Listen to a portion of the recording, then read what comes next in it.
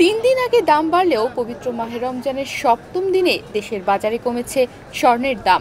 এবার প্রতি ভরিতে ভালো মানের স্বর্ণ অর্থাৎ 22 ক্যারেটের দাম কমেছে 1038 টাকা। 8 মার্চ শনিবার সোনার দামে এই পরিবর্তন এনেছে বাংলাদেশ জুয়েলার্স অ্যাসোসিয়েশন বাজুস।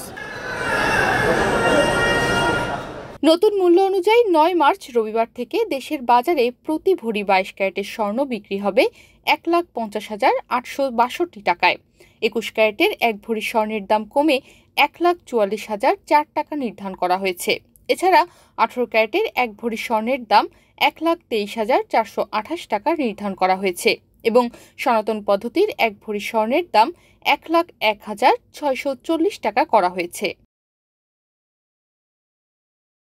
শনিবার বাংলাদেশ জুয়েলার্স অ্যাসোসিয়েশন বাজুস এক সংবাদ বিজ্ঞপ্তিতে স্বর্ণের নতুন এই দামের তথ্য জানায়। বিজ্ঞপ্তিতে বলা হয়, স্থানীয় বাজারে তেজাবি স্বর্ণের বা পিওর গোল্ডের মূল্য হ্রাস পেয়েছে, সে কারণে স্বর্ণের দাম সমন্বয়ের সিদ্ধান্ত নিয়েছে বাজুস।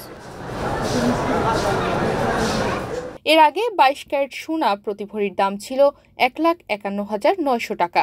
এছাড়া 21 ক্যারেটের প্রতি ভরি 1,44,995 টাকা, 18 ক্যারেটের প্রতি ভরি 1,24,280 টাকা এবং সনাতন পদ্ধতির প্রতি ভরি সোনা 1,02,375 টাকায় বিক্রি হচ্ছিল।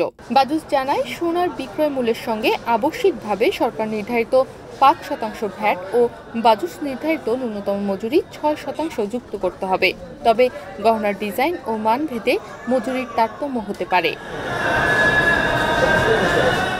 তনিমা রহমান, বাংলাদেশ প্রতিদিন।